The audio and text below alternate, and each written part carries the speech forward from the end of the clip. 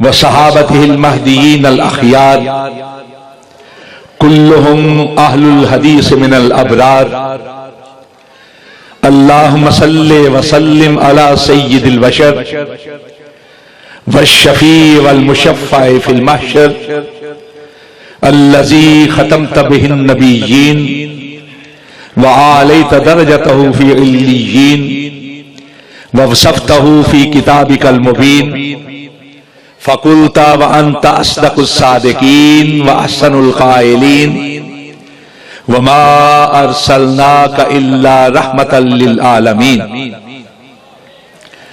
أما بعد أهل الحديث هم أهل النبي وإن لم يصحبوا نفسه فأنفاسهم صحبوا أهل الحديث أصحابة الحق فازوا بدعوة سيد الخلق أهل الحديث أصحابة النبوية رجعوا إلى ربهم راضية مرضية ما أهل حديثهم دغاران شناسیم با قول نبی چون و چران شناسیم ما اہل حدیثیم دغاران شناسیم صد شکر کے در مذہب ما ہیلا و فنیس اہل دل اہل نظر اہل خبر اہل حدیث کشور وحدانیت کے تاجور اہل حدیث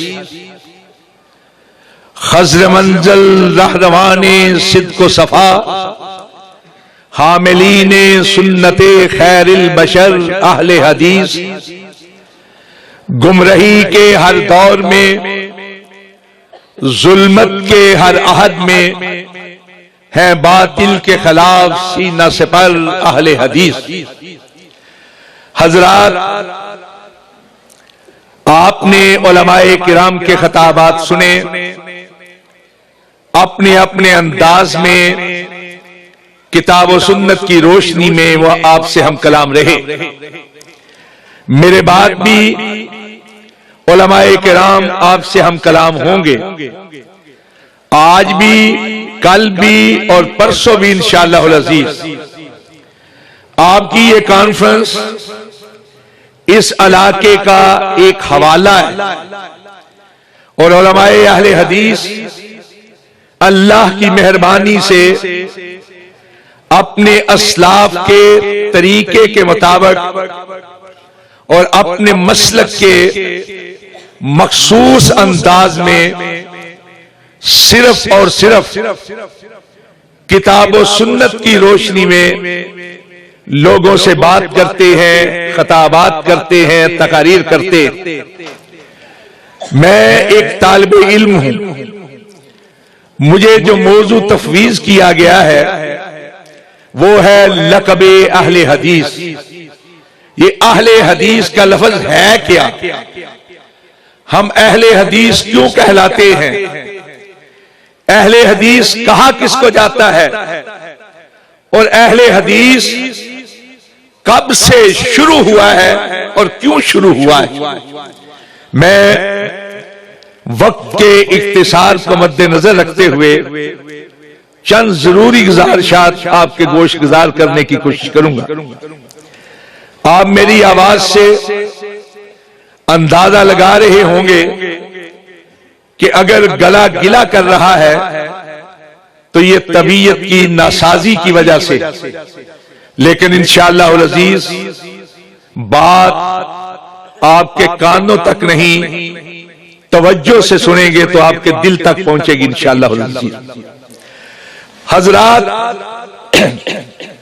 اہل اور حدیث اہل حدیث دو لفظوں کا مجموعہ ہے ایک اہل ایک حدیث اہل کا معنی ہوتا ہے والا اہل شورکوٹ شورکوٹ والے اہل بیت گھر والے اہل دے گاؤں والے اہل بلد شہر والے یا علاقے والے، اسی طرح اہل حدیث کا مطلب ہے حدیث والے، وہ لوگ جو حدیث کو تھامے ہوئے ہیں، جن کی نسبت، جن کا تعلق حدیث کے ساتھ۔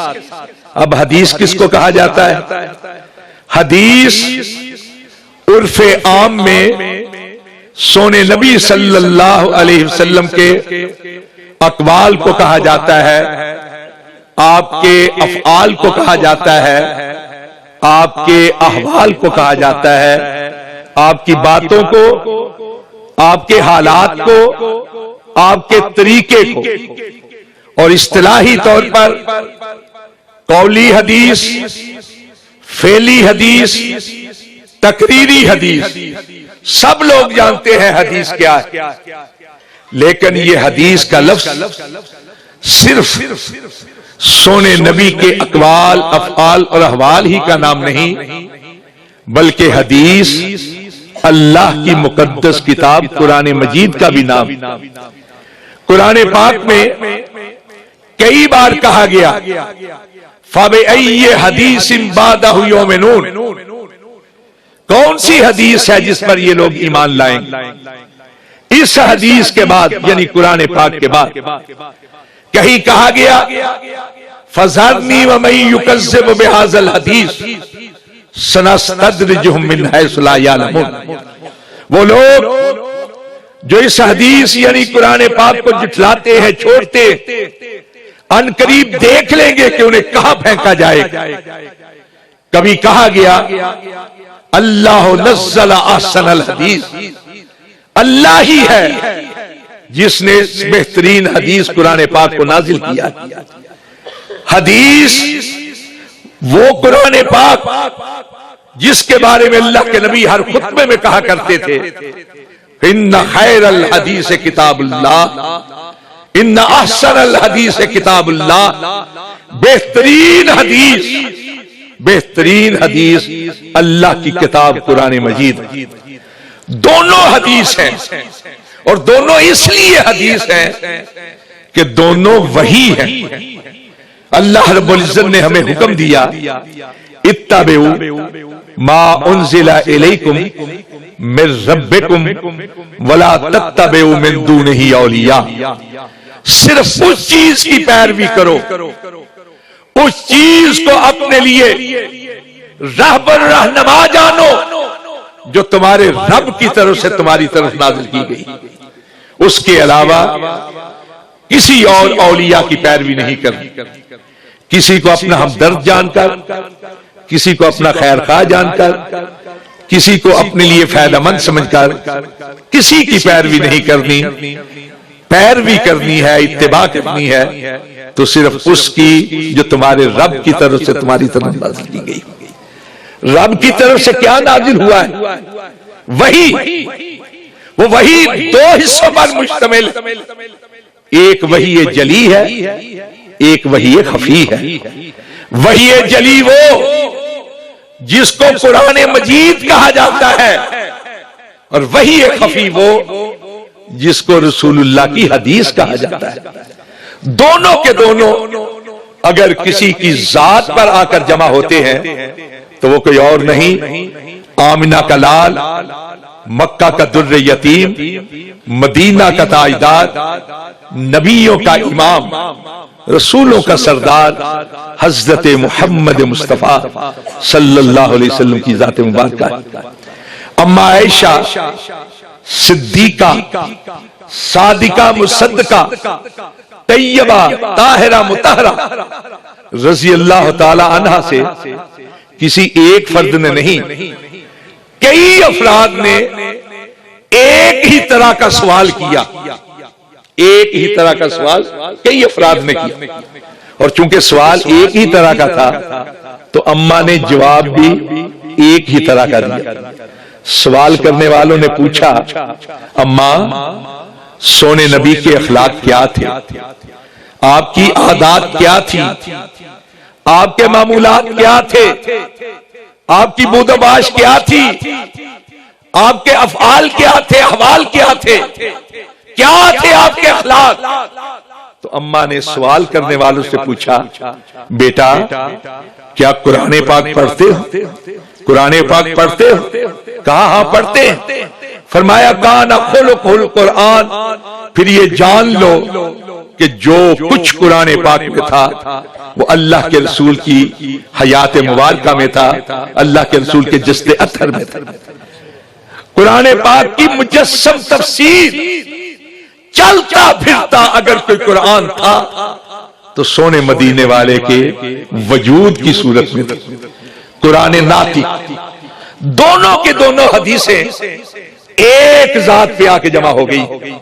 اسی لیے اللہ رب العزت نے فرمایا کہ سونے نبی جو کچھ کہتے ہیں اپنی طرف سے نہیں کہتے، اپنی خواہش کے مطابق نہیں کہتے، اپنی مرضی سے نہیں کہتے۔ وما ينطق عن الهوى ان هو الا وحی یوحی، ہرگز نہ گفتاؤ تا نہ گفت جبریل، جبریل نہ گفت تا نہ گفت کردگار، گفتاؤ گفتہ اللہ ببد ولے از حلقوم عبداللہ شود، کہ لوگو یہ محمد صلی اللہ علیہ وسلم نہیں بول رہے، یہ اللہ موتی بول رہے ہیں، زبان مدینے والے کی ہے، کلام عرش والے کا۔ اور اسی لیے کہا لقد کان لکم فی رسول اللہ اسوۃ حسنہ، کہ لوگو اگر زندگی گزارنے کے لیے کوئی نمونہ ہے تو وہ مدینے والے کا کردار ہے، مدینے والے کی حیات مبارکہ، آپ کی سیرت مطہرہ۔ حضرات یہی وجہ ہے کہ اللہ رب العزت نے ساری کائنات میں سے اگر کسی کی زندگی کی قسم کھائی ہے تو سونے مدینے والے کی زندگی کی قسم کھائی۔ قرآن پاک میں لعمرو کا انہم لفی سکرتہم یعمہون، سونے تیری عمر کی قسم، عمر کے جتنے مراحل ہیں، ولادت، شیرخوارگی دودھ پینے کا عرصہ، بچپن، لڑکپن، نوجوانی، جوانی، ادھیرپن، بڑھاپا، وفات، زندگی کے جتنے مراحل ہیں، خلوت ہو، جلوت ہو، چلت ہو، پھرت ہو، اٹھک بیٹھک ہو، تخلیہ ہو، معاملات ہو، گفتار ہو، کردار ہو، رفتار ہو، اقوال ہو، افعال ہو، احوال ہو، اوصاف ہو، اطراز، سارے کے سارے عمر میں آ جاتے ہیں۔ بخاری شریف کی روایت حضرت عبداللہ ابن عباس رضی اللہ تعالیٰ عنہ رضی اللہ عنہما وہ کہتے ہیں ما خلق اللہ نفسا اکرم علی اللہ من محمد صلی اللہ علیہ وسلم، کوئی ایسا انسان پیدا ہی نہیں ہوا، کوئی ایسا نفس اللہ نے پیدا ہی نہیں کیا جو اللہ کے ہاں محمد کریم صلی اللہ علیہ وسلم سے بڑھ کر کرامت والا، بزرگی والا، عزت والا، عظمت والا، احترام والا، اکرام اور تکریم والا۔ یہی وجہ ہے کہ اللہ رب العزت نے ساری کائنات میں سے اگر کسی کی زندگی کو چنا ہے قسم کھانے کے لیے تو محمد مصطفیٰ صلی اللہ علیہ وسلم کی زندگی کو چنا ہے۔ حضرات قسم کھائی جاتی ہے، علماء کرام تشریف فرمائے، میں تو ایک طالب علم ہوں، قسم کھائی جاتی ہے گواہی کے طور پر، قسم کھائی جاتی ہے زور بیان کے لیے، قسم کھائی جاتی ہے چیلنج کے لیے، قسم کھائی جاتی ہے عظمت کو بیان کرنے کے لیے، رفت کو بیان کرنے کے لیے، شان اور شوکت کو بیان کرنے کے لیے اللہ رب العزت نے سونے مدینے والے کی عمر کی قسم کھائی۔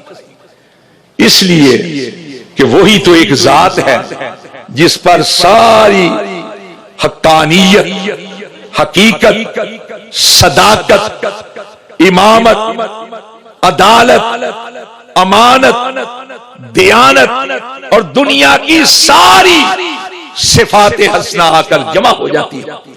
میں اپنے موضوع کی طرف آؤں گا۔ میں زور اس لیے دے رہا ہوں سونے مدینے والے پر کہ میری ساری کی ساری گفتگو آپ ہی کی ذات پر جا کر منتج ہو۔ ابھی حضرت گستاخی نہ سمجھو تو بیٹھ جاؤ، جن نے کہنا ہے میں ذرا طالب علم ڈسٹرب ہو جانا میں نا تادیجے عظیم لوگاں دی چلو پھر تم ویکھ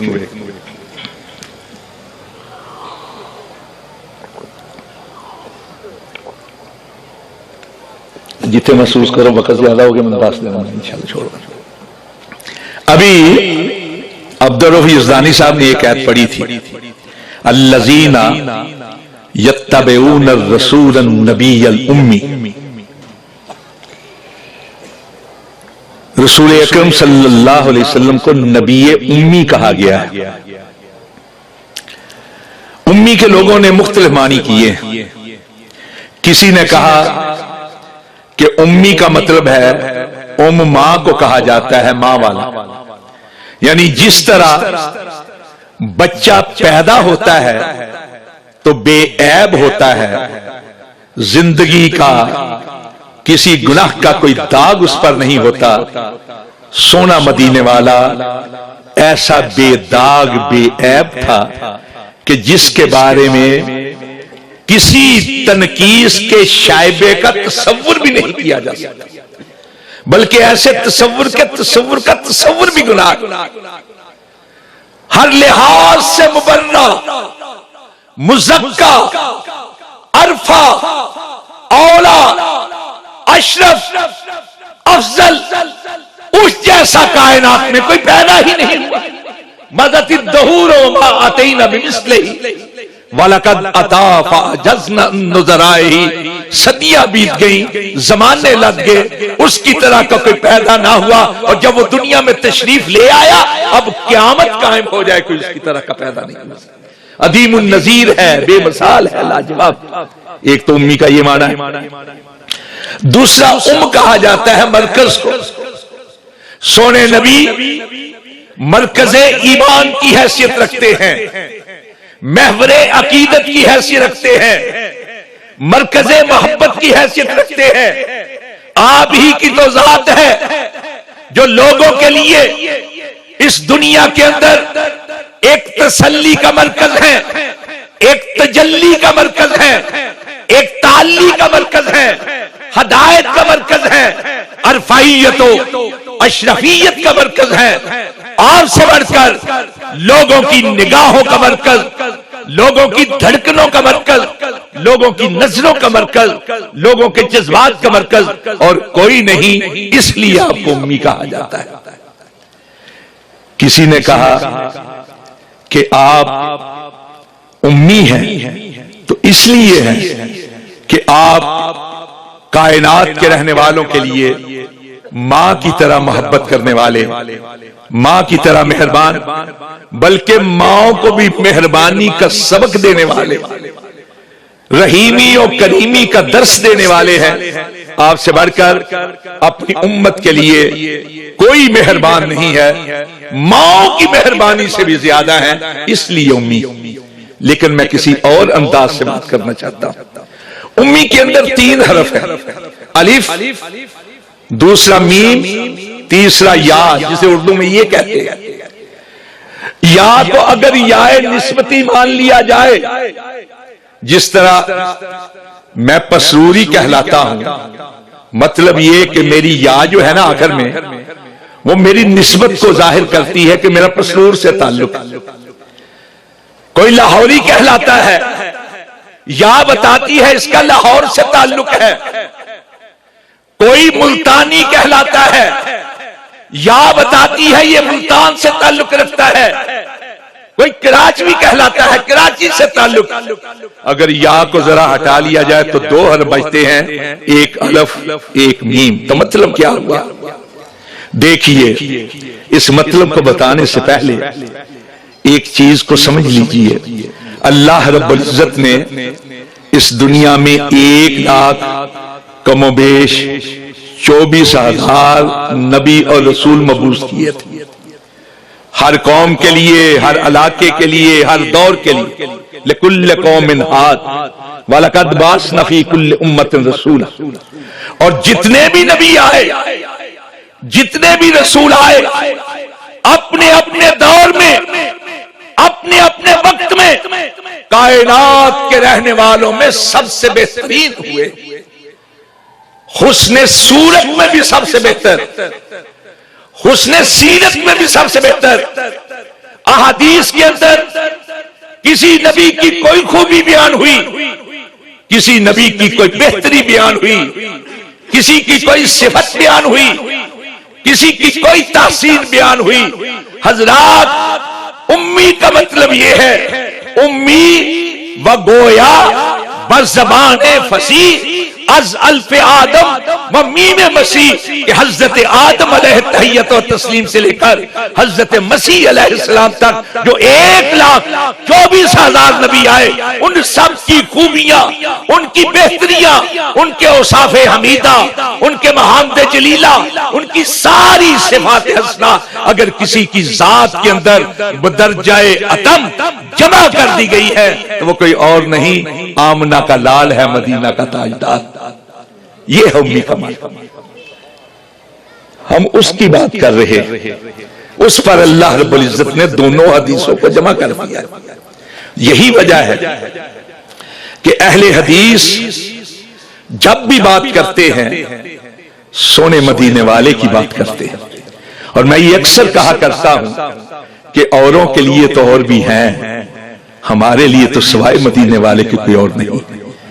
ہمارے علماء کرام اپنی گفتگو کا آغاز بھی مدینے والے سے کرتے ہیں، اختتام بھی مدینے والے کا کرتے ہیں۔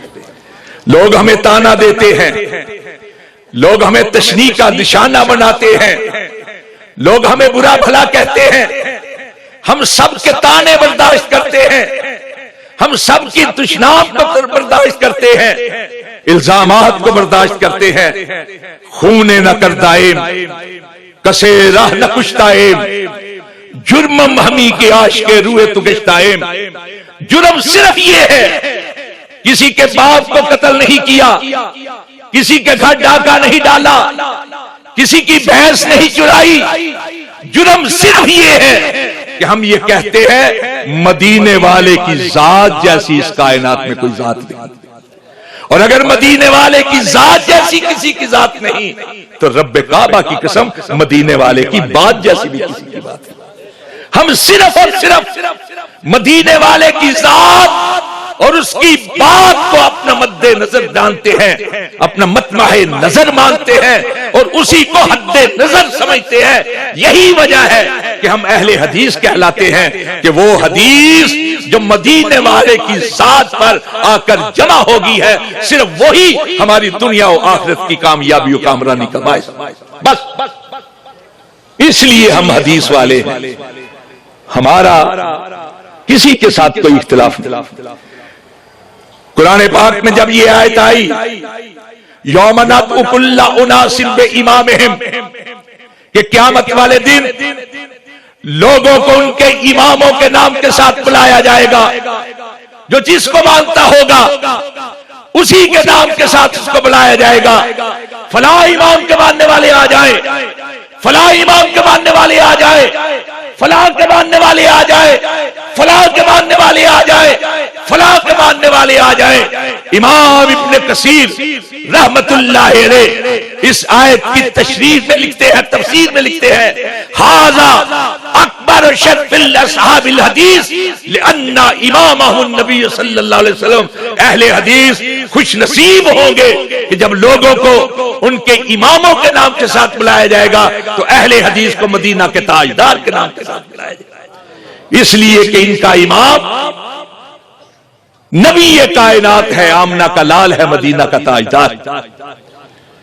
کچھ نہیں ہے، ہمارے افراد کے اندر کمیاں کوتاہیاں ہو سکتی ہیں، ہمیں اعتراف ہے، ہمارے اندر کمیاں کوتاہیاں ہیں، ہوں گی، لیکن رب کعبہ کی قسم ہمارے مسلک میں کوئی خامی نہیں، اس لیے کہ ہمارا مسلک ہماری ذات کا نام نہیں، ہمارے علماء کی ذات کا نام نہیں، ہمارے فقہاء کی ذات کا نام نہیں، ہمارے ائمہ کی ذات کا نام نہیں، ہمارے مفتیوں کے فتوے کا نام نہیں، ہمارے بڑوں کے اقوال اور آراء کا نام نہیں، ہمارا مسلک اہل حدیث صرف اور صرف حدیث کا نام ہے، وہ قرآن کی صورت میں ہو، وہ رسول اللہ کے فرمان کی صورت میں، اس لیے ہم اہل حدیث کہلاتے ہیں، ہم بھی مسلمان ہیں، ہمارا نام اصل نام مسلم ہے، اہل حدیث ہمارا صفتی نام ہے، صفاتی نام ہے، وصفی نام ہے۔ مسلمان تو بے شمار مختلف مکاتب فکر سے تعلق رکھنے والے، کوئی کسی کے نام پہ جمع ہے، کوئی کسی کے نام پہ جمع ہے۔ حضرات ابن خلدون نے اپنے مقدمے میں لکھا، کہا کہ جب فتوحات بڑھی، اسلامی فتوحات بڑھی، اسلام پھیلتا چلا گیا، لوگ جوک در جوک مسلمان ہوتے چلے گئے، ان کی رہنمائی کے لیے، ان کو گائیڈ کرنے کے لیے، مسائل بتانے کے لیے ضرورت پڑی، تو جس کے پاس قرآن اور حدیث کا علم تھا اس نے قرآن اور حدیث کے مطابق ان کی رہنمائی کرنی شروع کر دی۔ اور کچھ لوگ ایسے تھے جن کے پاس قرآن اور حدیث کا علم نہیں تھا، انہوں نے نیک نیتی کی وجہ سے، اخلاص کی وجہ سے رائے اور قیاس سے کام لینا شروع کر دیا، دو گروہ بن گئے۔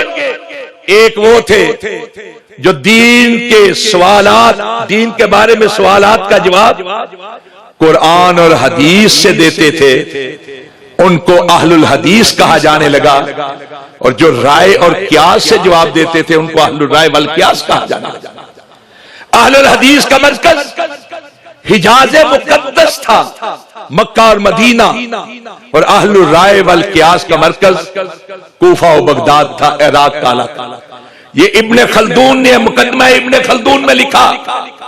یہی بات علامہ ابن حزم نے اپنی کتاب الفصل فی الملل والنحل کے اندر لکھی کہ دو گروہ پیدا ہو گئے، ایک قرآن اور حدیث سے جواب دینے والا، ایک رائے اور قیاس سے جواب دینے والا۔ جو رائے اور قیاس سے جواب دیتا تھا اس کو اہل الرائے والقیاس کہا جانے لگا، اور جو قرآن اور حدیث کے مطابق دیتا تھا اس کو اہل الحدیث کہا جانا لگا۔ یہی بات شہرستانی نے اپنی کتاب الملل والنحل کے اندر لکھی۔ اور حضرات صرف یہاں تک یہ بات نہیں رہی، اس کو نقل کیا ہمارے علاقے کے اندر، شاہ جہاں کے دور کے اندر ایک مصنف، صوفی مصنف تھا عبد الرحمن چشتی، اس نے تصوف کی ایک کتاب لکھی مرات الاسرار فارسی کے اندر، اور کہا کہ یہ کتاب میں نے شیخ معین الدین اجمیری چشتی کے باطنی اشارے پر لکھی ہے۔ اس کتاب کا ترجمہ لاہور کے الفیصل بک ڈپو نے اردو کے اندر کیا ہے۔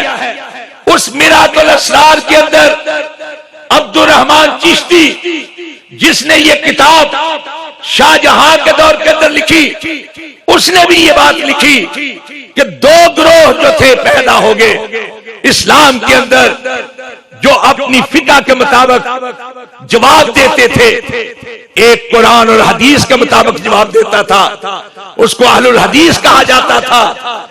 ایک گروہ تھا جو رائے اور قیاس کے ساتھ جواب دیتا تھا، اس کو اہل الرائے والقیاس کہا جانا۔ یہ عبد الرحمن چشتی نے مرآت الاسرار کے اندر یہ چیز لکھی۔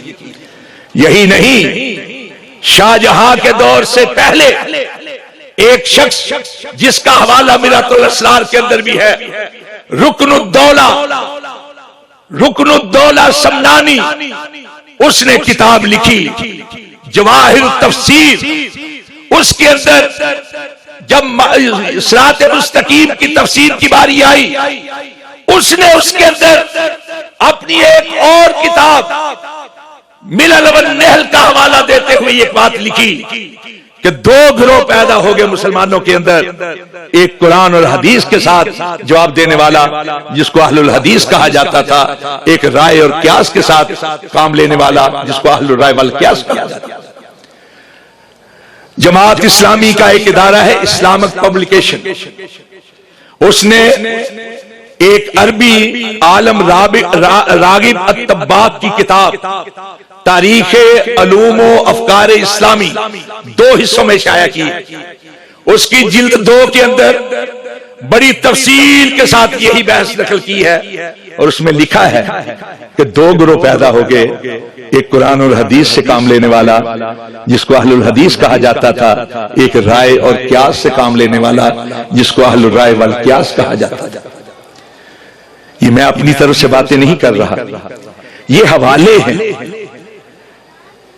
اس وجہ سے اہل حدیث کا نام مشہور ہوا ہے، ورنہ ہم بھی مسلم ہیں، دوسرے بھی مسلم، اور ہمیں اس لیے بھی فخر ہے کہ ہم حدیث کی بات کرتے ہیں، ہم یہ کہتے ہیں کوئی تانے کی بات نہیں، کوئی تشنیع کی بات نہیں، ہم یہ کہتے ہیں میرے بھائیوں ہمارے مسلک کا کوئی ایک مسئلہ ہم کو ایسا بتا دو، کوئی ایک مسئلہ جو اللہ کے قرآن کے خلاف اور رسول اللہ کے فرمان کے خلاف، حدیث کے خلاف، ایسا کوئی ایک مسئلہ صبح کے سورج کے طلوع ہونے سے پہلے وہ مسئلہ بھی چھوڑنے کے لیے تیار ہے، بتانے والے کا شکریہ بھی ادا کرنے کے لیے تیار۔ ہمارے لیے تو سب کچھ ہے ہی حدیث، وہ قرآن کی صورت میں ہو اور رسول اللہ کے فرمان کی صورت میں، ورنہ ہم نے تو اصول کی کتابوں میں یہ پڑھا ہے، ہم نے اصول کی کتابوں میں یہ پڑھا ہے، اصول کرفی میں ہے کہ اگر ابو ہریرہ کوئی روایت کریں، حضرت ابو ہریرہ رضی اللہ تعالیٰ عنہ، یا حضرت انس کوئی روایت کریں، اور حضرت انس اور ابو ہریرہ کی روایت کے مقابل قیاس آ جائے تو قیاس کو مانا جائے، ابو ہریرہ اور انس کی روایتوں کو نہ مانا جائے۔ اب مجھے بتائیں، میں تان کی بات نہیں کر رہا، میں اصول کی بات کر رہا ہوں جو اصول کرفی کے اندر۔ حضرت ابو ہریرہ اور حضرت انس وہ ہیں جن سے اللہ کے رسول کی سب سے زیادہ حدیث روایت، اگر ان کی روایتوں کو رد کیا جائے گا تو باقی حدیث میں بچے گا کیا؟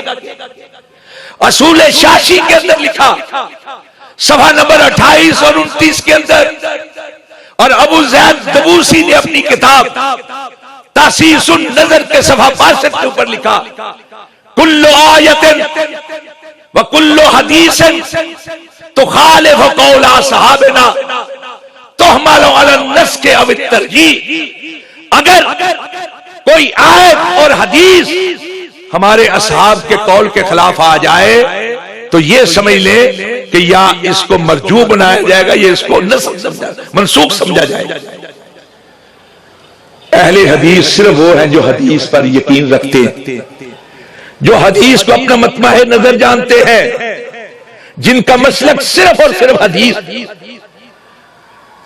حضرت پیر پیراں 11ویں والے پیر شیخ عبد القادر جیلانی نے جب یہ کتاب لکھی غنیۃ الطالبین تو اس میں ایک فکرہ نقل کیا کہ علامت اہل البدع الوقیۃ فی اہل الاصل، اس کا ترجمہ ملا عبد الحکیم سیالکوٹی جنہیں شاہ جہاں نے ان کی علمی جلالت کی وجہ سے 2 بار چاندی کے ساتھ تولا تھا، اور ان کے وزن کے برابر جو چاندی تھی وہ ان کو تحفے میں ہدیہ کر دی تھی۔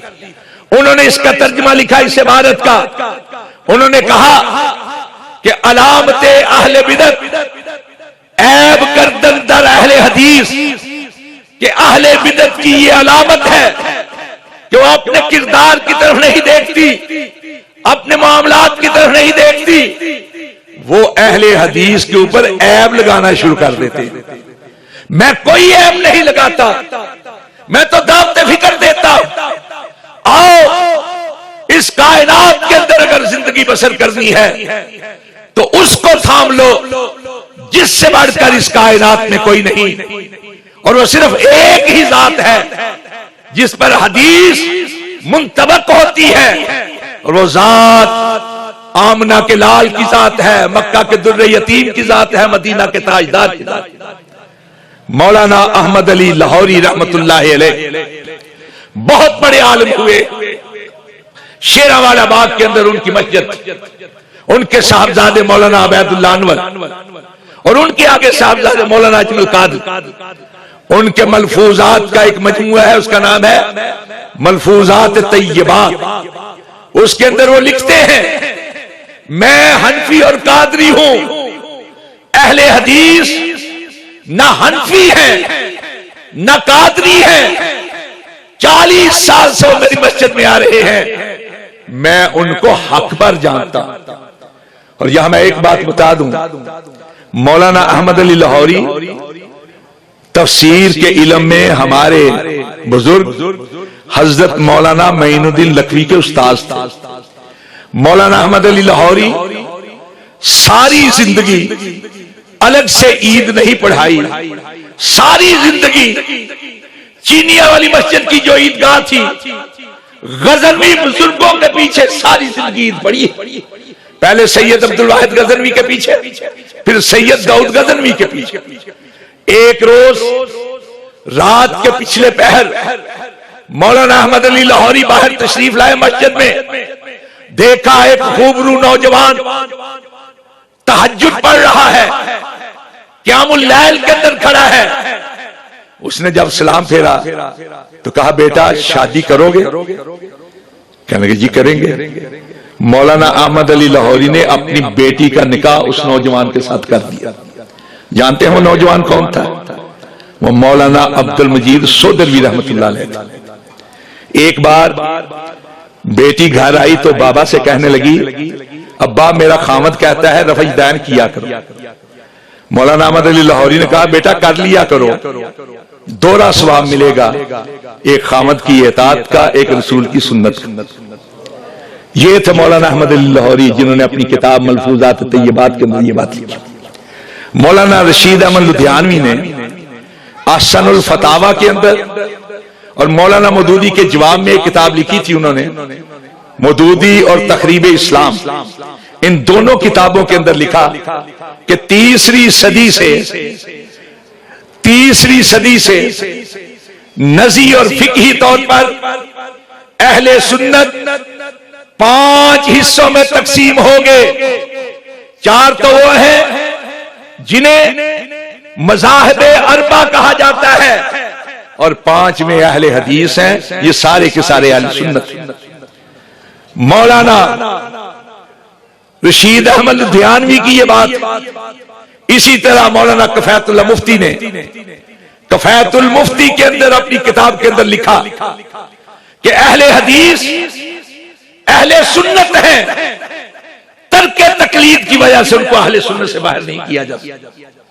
حضرات اہل حدیث کا لفظ مشہور تو تب ہوا جب 2 گروہ پیدا ہوئے، لیکن اس سے پہلے بھی حدیث کے ساتھ محبت کرنے والوں کو اہل حدیث کہا جاتا تھا۔ مثلا امام شافعی رحمت اللہ علیہ، امام شافعی وہ ہے، وہ جلیل القدر تابعی جنہوں نے 500 صحابہ کرام سے ملاقات کی، ان سے اللہ کے نبی کی حدیث سنی تھی، ان سے اللہ کے نبی کا دین سیکھا تھا۔ ان کے بارے میں تذکرۃ الحفاظ میں ہے، وہ کہا کرتے تھے لو استقبلت مستدبرت ما حدثت الا بما اجمع علیہ اہل الحدیث۔ جن چیزوں کا مجھے بعد میں پتا چلا، اگر پہلے پتا چلتا تو میں کوئی ایسی حدیث بیان نہ کرتا جس پر اہل حدیث کا اجماع نہ ہو۔ اب مجھے یہ بتائیں، ایک جلیل القدر تابعی جس کے دور کے اندر 500 صحابہ تھے، کسی حدیث کی تصدیق کے لیے وہ کن کے پاس جاتا ہوگا؟ لازماً صحابہ اکرام کے پاس۔ اس لیے امام شافعی نے جو یہ کہا الا بما اجمع علیہ اہل الحدیث، تو اہل حدیث سے مراد صحابہ اکرام۔ حضرت ابو سعید خدری رضی اللہ تعالیٰ عنہ اپنے شاگردوں کو حدیث سکھاتے، یعنی تابعین کو، اور تابعین بھی خیر القرون سے تعلق رکھتے ہیں. جس طرح اللہ کے نبی نے صحابہ کو خیر القرون کہا ہے، اسی طرح تابعین کو کہا ہے، تبع تابعین کو کہا ہے. حضرت ابو سعید خدری رضی اللہ تعالیٰ حدیث کے طلاب کو کہا کرتے تھے، انتم اہل الحدیث بعدنا، تم وہ لوگ ہو جو ہمارے بعد کے اہل حدیث ہو. حضرت ابن شہاب زہری رحمت اللہ علیہ یہ بھی تابعی تھے، یہ کہا کرتے تھے بنا نحر من اہل الحدیث، ہم جس دور میں زندگی بسر کر رہے ہیں اس دور کے اندر اہل حدیث کا ایک گروہ موجود ہے، یعنی صحابہ کرام کی طرف. حضرات اصول الدین کے اندر لکھا ہے لکھنے والے نے کہ جتنے وہ علاقے جو صحابہ اکرام کے ہاتھوں فتح ہوئے تھے، ان صغور الروم والأندلس والعرب والغرب والیمن والافریقہ، افریقہ کے علاقے، یمن کے علاقے، مغرب کے علاقے، روم کے علاقے، ایران کے علاقے، جتنے صحابہ کرام کے ہاتھوں فتح ہوئے تھے، کانا اہلھا اہل الحدیث، ان علاقوں کے رہنے والے اہل حدیث. چنانچہ ہمارے اس سندھ کے علاقے کے اندر جب آئے ابو بشار مقدسی، ایک سیاح تھا، اس نے ایک کتاب لکھی احسن التقاسیم، اس کے اندر اس نے یہ لکھا کہ سندھ کے علاقوں کے اندر میں نے دیکھا ہے کہ مسلمان اکثریت میں اگر ہیں تو اہل حدیث. سید سلیمان ندوی رحمت اللہ علیہ نے معارف میں ایک مضمون لکھا، وہ مضمون نقوش رسالے کا جو رسول نمبر ہے 10 جلدوں کے اندر ہے، رسول نمبر اس کی 3 نمبر جلد کے اندر ہے. انہوں نے کہا کہ عرب کی طرف سے جو لوگ آئے وہ حدیث کا علم لے کر آئے، اور جو افغانستان کی طرف سے آئے وہ فقہ کا علم لے کر آئے. اہل حدیث کے بارے میں مولانا محمد ادریس کاندلوی دیوبندی عالم دین ہیں، انہوں نے ایک کتاب لکھی ہے اجتہاد و تقلید. اس کے اندر وہ لکھتے ہیں یوں تو صحابہ سارے کے سارے اہل حدیث ہیں، یعنی یہ مانتے ہیں کہ وہ اہل حدیث تھے صحابہ کرام، اس لیے کہ صحابہ کرام کی زندگی تو صرف حدیث کی تھی، حدیث کے علاوہ تو کسی اور کی طرف دیکھتے ہی نہیں. حضرات خالق آباد ایک قصبہ ہے ضلع نوشہرہ کے اندر، کے پی کے کا ضلع نوشہرہ، اس کے اندر ایک قصبہ ہے خالق آباد، وہاں سے ایک رسالہ نکلتا ہے القاسم، اگست 2008 کا شمارہ. اس میں انہوں نے قاضی زاہد الحسینی کے ادب کے ساتھ تعلق پر ایک مضمون لکھا ہے، اور ان کی ایک کتاب کیا ہے کشکول معرفت. اس میں انہوں نے لکھا ہے کہ حدیث کے طالب اور علماء کے لیے یہ بہت بڑی سعادت ہے کہ ان کا زیادہ وقت اللہ کے نبی پر درود پڑھتے ہوئے گزرتا ہے.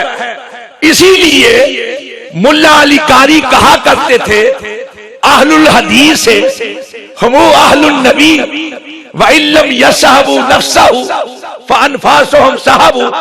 ملا علی کہتے تھے، یہ ان کے الفاظ ہیں جو القاسم کے اندر ہیں، کہا کرتے تھے کہ حدیث پر عمل کرنے والے اگرچہ آج نبی پاک کے دور کے اندر نہیں، لیکن ان کے اندر اگر جذبات ہیں تو سونے نبی کے جذبات ہیں، ان کے سانس اگر بسر ہوتے ہیں تو سونے نبی کی حدیث کے ساتھ. اہل حدیث کا یہ شعر جو مشہور ہے یہ انہوں نے ملا علی قاری کی طرف منسوب کیا ہے. اور یہی چیز برادر صغیر القول البدی امام سخاوی کی، اور جو میرے پاس نسخہ ہے وہ ہے مکتبہ لسانیہ، اقبال روڈ سیالکوٹ کا شائع شدہ علامہ اقبال کے گھر کے ساتھ مکتبہ ہے، اور یہ پیر جماعت علی شاہ لسانی کے نام پر اس کا نام مکتبہ لسانیہ ہے. انہوں نے شائع کی ہے القول البدی، اس کے اندر امام سخاوی مسند فردوس کے حوالے سے یہ روایت نقل کرتے ہیں کہ جب قیامت کا دن ہوگا اہل حدیث آئیں گے، جاؤ اصحاب الحدیث معهم المحابر، ان کے ہاتھوں میں قلم اور دوات ہوں گے جن کے ساتھ وہ اللہ کے نبی کی حدیث لکھا کرتے تھے، اور جب بھی حدیث لکھتے تھے اللہ کے نبی پر درود لکھا کرتے تھے۔ چنانچہ اس درود کی کثرت کی وجہ سے اللہ کی طرف سے کہا جائے گا انطلقوا الی الجنہ، جاؤ جنت میں داخل۔ حضرت رسول کریم صلی اللہ علیہ وسلم فرمایا کرتے تھے ان اول الناس بی یوم القیامہ، قیامت والے دن وہ میرے زیادہ قریب ہوگا جو مجھ پر سب سے زیادہ درود پڑھتا ہے۔ چنانچہ سفیان ثوری نے کہا، خطیب بغدادی نے شرف و صحاب الحدیث میں یہ روایت نقل کی ہے کہ اہل حدیث اللہ کے نبی کے سب سے زیادہ قریب ہوں گے کہ اہل حدیث سے بڑھ کر اللہ کے نبی پر کوئی درود نہیں بھیجتا۔ یہی بات ملا علی قاری نے مرکات کے اندر لکھی، یہی بات نواب قطب الدین نے مشکات کا ترجمہ کرتے ہوئے اور تشریح کرتے ہوئے مظاہر حق کے اندر لکھی کہ اہل حدیث حدیث کے ساتھ زندگی بسر کرتے ہیں، اور جب جب حدیث پڑھتے ہیں جب بھی آتا ہے قال قال رسول اللہ تو ساتھ کہتے ہیں صلی اللہ علیہ وسلم، جب بھی آتا ہے انا رسول اللہ کہتے ہیں صلی اللہ علیہ وسلم، جب بھی آتا ہے کانا رسول اللہ کہتے ہیں صلی اللہ علیہ وسلم۔ سب سے زیادہ درود پڑھتے ہیں، اس لیے قیامت والے دن یہ اللہ کے نبی کے سب سے زیادہ قریب ہیں۔ لیکن حضرات میں یہ عرض کرنا چاہتا ہوں صرف اہل حدیث کہلانے سے کام نہیں چلے گا، صرف اہل حدیث کہلانے سے کام نہیں چلے گا، اہل حدیث بننا پڑے گا۔ اہل حدیث وہ ہوتا ہے جس کا مطمع ہے نظر، جس کے مد نظر، جس کی حد نظر صرف مدینے والے کی ذات ہے، کسی اور کی ذات نہیں۔ اس کی گفتار، اس کا کردار مدینے والے کے تابع ہوگا، مدینے والے کی حدیث کے تابع ہوگا تو اہل حدیث۔ اور اگر تابع نہیں، اللہ کے نبی کی حدیث کے مطابق زندگی نہیں، گفتار اور کردار اللہ کے نبی کی حدیث کے مطابق نہیں، لاکھ اہل حدیث کہلائے وہ اہل حدیث نہیں۔ اور جو شخص اہل حدیث نہیں کہلاتا لیکن اپنی زندگی کے اندر صرف اور صرف رسول پاک کی حدیث کو، آپ کے طریق کو، آپ کے راستے کو اپنے لیے سب کچھ جانتا ہے، وہ اہل حدیث کہلائے یا نہ کہلائے وہ اہل حدیث ہے۔ اہل حدیث وہ ہے جس کا تعلق حدیث کے ساتھ، جس کا تعلق مدینے والے کے ساتھ، جو مدینے والے کا ہو گیا وہ اہل حدیث ہے بس۔ اور یہاں ایک ضمناً بات کر دوں، بعض لوگ یہ تانا دیتے ہیں کہ 1906 سے پہلے اہل حدیث نہیں تھے، بے خبر ہیں۔ ہوا یہ تھا کہ اس بر صغیر کے اندر انگریز کے تسلط کو چیلنج کرنے والے، انگریز کی طاقت کو اپنے پاؤں تلے روکنے والے، انگریز کے مقابل ڈٹ کے کھڑے ہونے والے، انگریز کو لوہے کے چنے چبوانے والے اہل حدیث تھے۔ چنانچہ اہل حدیث کو بدنام کرنے کے لیے انگریز نے کہا یہ وہابی ہیں۔ غرض یہ تھی کہ بر صغیر کے رہنے والوں کو یہ باور کروایا جائے کہ یہ غیر ملکی طاقت سے تعلق رکھتے ہیں۔ حجاز کے اندر جو محمد بن عبد الوہاب کی تحریک اٹھی ہے یہ اس کے ایجنٹ ہے، حالانکہ وہ عبد الوہاب نہیں تھا، وہ محمد بن عبد الوہاب تھا۔ اگر ان کے ساتھ بھی ہمیں نسبت دینی تھی تو پھر ہم کو محمدی کہنا چاہیے تھا، وہابی نہیں کہنا چاہیے تھا۔ اور یہ بات میں خود نہیں کہہ رہا، یہ جے اسمتھ نے the modern history in India کے اندر لکھی، یہی بات اس نے اپنی دوسری کتاب اسلامک ہسٹری ان انڈیا کے اندر لکھی، یہی بات ولیم ولسن ہنٹر جسے WW ہنٹر بھی کہا جاتا ہے، اس نے اپنی کتاب آور انڈین مسلمان کے اندر لکھی، جس کا ترجمہ ہمارے ہندوستانی مسلمان کے نام سے ہوا۔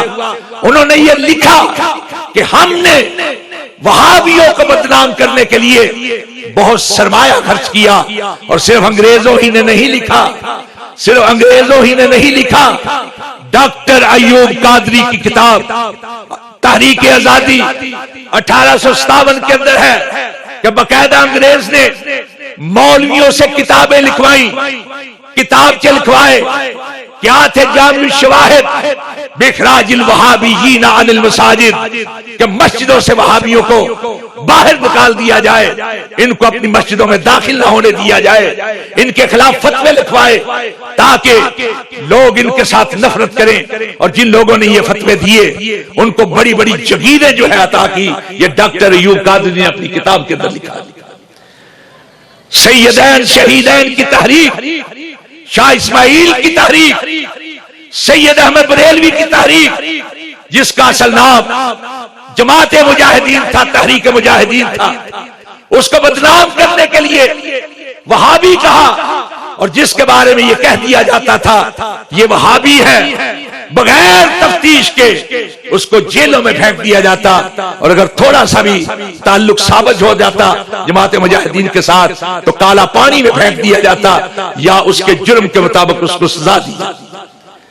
اور صرف یہی نہیں کہ جاگیریں ضبط ہوئی، جیلوں میں پھینکا، بلکہ کلکتہ کا جو علاقہ تھا صادق پور، اس کے بارے میں ہے کہ عین عید کے روز لوگ تو مجاہد تھے، اپنے اپنے محاذوں پر تھے، انگریز فوجیوں نے عورتوں اور بچوں کو گھروں سے نکال کر گھروں کے اوپر بلڈوزر پھیر دیے، اور یہاں تک ہے تذکرہ صادقہ کے اندر لکھا ہوا ہے، پٹنہ یونیورسٹی سے ڈاکٹر قیام الدین نے PhD کی ڈگری کی، اور اس PhD کی ڈگری کا عنوان تھا دی وہابی موومنٹ، جس کا ترجمہ نفیس اکیڈمی کراچی نے شائع کیا وہابی تحریک کے نام سے۔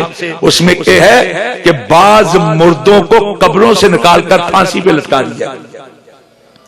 احمد اللہ شاہ ایک بہت انہوں نے شعر لکھا تھا، احمد اللہ بود مجرم شاہ طفل کے بے گناہ راچے گناہ۔ ٹھیک ہے احمد اللہ تو حکمرانوں کا مجرم ہے، لیکن معصوم بچوں کا کیا قصور ہے جن کو عید کے روز گھروں سے باہر پھینک دیا گیا؟ نیشنل کالج ہے کراچی کا، وہاں آباد شاہ پوری نے 2 حصوں پر کتاب لکھی، ان کا علم و آگ ہی پرچہ تھا، اس کے 2 نمبر شائع کیے، تحریکات ملی نمبر 2 حصوں۔ اس میں انہوں نے دلائل کے ساتھ بتایا کہ بنگال اور بہار کی 1/3 کے برابر زمینیں جو ہیں وہ ضبط کر لی گئی، جو بڑے بڑے امیر تھے وہابی ہونے کے جرم پر ان کو تہنشی کر دیا گیا، امیر تھے، بڑے بڑے دولت مند تھے، یکدم ان کو غریبی کے اندر پھینک دیا۔ ایک کتاب میں پچھلے دنوں گیا برطانیہ، تو وہاں ایک دوست نے دی، ایک ہندو کی لکھی ہوئی، اس کا نام تھا فرائیڈی موومنٹ، فریضی تحریک کے بارے میں، دودو میاں اور تیتو میر کے حوالے سے، انگریزی کے اندر ہندو کی لکھی ہوئی۔ اسے بتایا کہ یہ لوگ وہابی تھے۔ جب بٹو صاحب کا تختہ الٹا گیا، ضیاء الحق آئے تو ولی خان جیل کے اندر تھے، ان کو رہا کیا۔ ولی خان 6 مہینے کے لیے برطانیہ چلے۔ برطانیہ سے جب واپس آئے تو علامہ صاحب کے ساتھ ہم نواب جان رسول اللہ کے پاس گئے، ولی خان وہاں آئے ہوئے تھے، تو ولی خان نے حضرت علامہ شہید کو مخاطب کر کے کہا، علامہ صاحب آپ کے کرنے کا بھی بہت کام ہے۔ کہتے ہیں میں لندن کی لائبریریوں میں گیا کہ انگریز دور کی فائلیں دیکھوں، میں جس فائل کو کھولتا تھا اس میں یہی نظر آتا تھا کہ انگریز اگر کسی سے لرزا ہے تو وہ وہابی کا نام دے دیا گیا۔ چنانچہ اس بدنامی کو پھر اہل حدیث کے نام کی طرف لٹانے کے لیے مولانا ابو سعید محمد حسین بٹالوی نے باقاعدہ ریٹ کی. انہوں نے کہا ہمیں وہابی نہ کہو، ہم وہابی نہیں، ہم اہل حدیث. ہم وہابی نہیں، ہم اہل حدیث. وہابی کہہ کر ہمیں بدنام کیا جاتا ہے. ہمارا اصل نام جو ہے وہ تحریر کیا جائے، ہمارے خلاف مقدمے کرنے ہیں تب بھی اہل حدیث کہہ کر مقدمے درج. یہ تھی وہ چیز جس کو بنیاد بنایا گیا پراپیگنڈے. میں ایک سوال کرتا ہوں کہ جن لوگوں کے لیے مولانا ابو سعید محمد حسین بٹالوی نے کہا تھا ان کو اہل حدیث کہا جائے، وہ لوگ تھے تو تبھی کہا تھا نا کہ ان کو اہل حدیث کہا جائے. اہل حدیث کہلانے سے پہلے ان کا کیا نام تھا؟ تمہاری بات مان لی جائے تو وہ وہابی تھے، اور جب تم نے انگریزوں نے اس کو وہابی کہا تو اس سے پہلے ان کا کیا نام تھا؟ اگر اہل حدیث کے نام کے لوگ یہاں نہیں تھے تو عبد الرحمن چشتی نے میرات الاسرار میں کس کی بات کی تھی؟ ملا عبد الحکیم نے کس کی بات کی تھی؟ ڈاکٹر عبد القدیر ہمارے ایٹم بم کے جو موجد ہیں انہوں نے ایک مضمون لکھا، جنگ کے اندر شائع ہوا.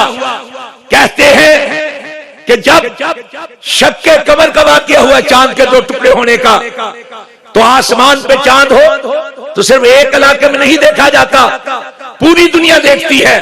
جب چاند 2 ٹکڑے ہوا تو بر صغیر کے کیرالا کا علاقہ، وہاں کے راجا نے کہا ذرا پتہ تو کرو یہ کیا واقعہ ہوا ہے.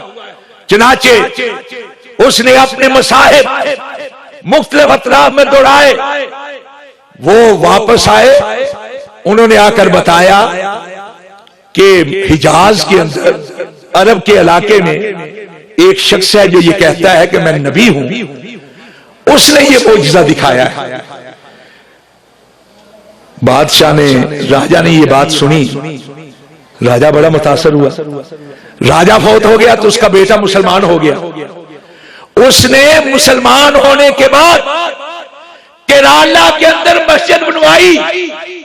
ڈاکٹر عبد القدیر کہتے ہیں اس علاقے کے اندر وہ پہلی مسجد تھی. وہ مسجد آج بھی اہل حدیث مسجد کے نام سے مشہور ہے. کیرالا کے اندر بہت بڑی تعداد میں ہے اہل حدیث.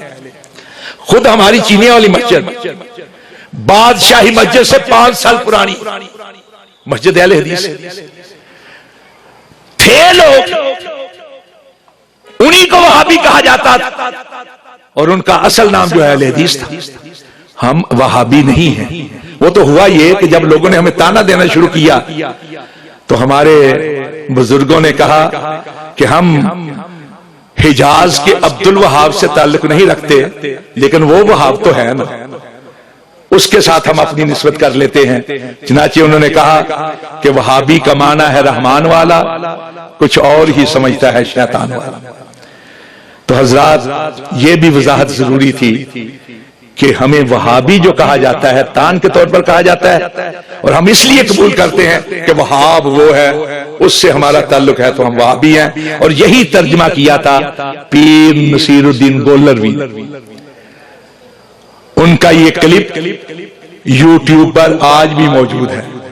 وہ کہتے ہیں وہ ہے وہاب، جس کا اس کے ساتھ تعلق ہے وہ ہے وہابی. اس طرح ہاتھ کھڑا کرتے کہتے ہیں جس کا اس کے ساتھ تعلق ہے وہ ہے وہابی. اس تعلق کی وجہ سے ہم وہابی ہیں، لیکن علمی طور پر ہم اہل حدیث ہیں. اس لیے اہل حدیث ہیں کہ ہمیں محبت ہے حدیث کے ساتھ، اور حدیث کے ساتھ اس لیے محبت ہے کہ یہ جا کر ایک ذات پہ جمع ہو جاتی ہے جو آمنہ کے لال کی ذات ہے، مدینہ کے تاجدار کی ذات ہے. وَأَقُولُ قَوْلِي هَٰذَا أَسْتَغْفِرُ اللَّهَ لِي وَلَكُمْ أَجْمَعِينَ.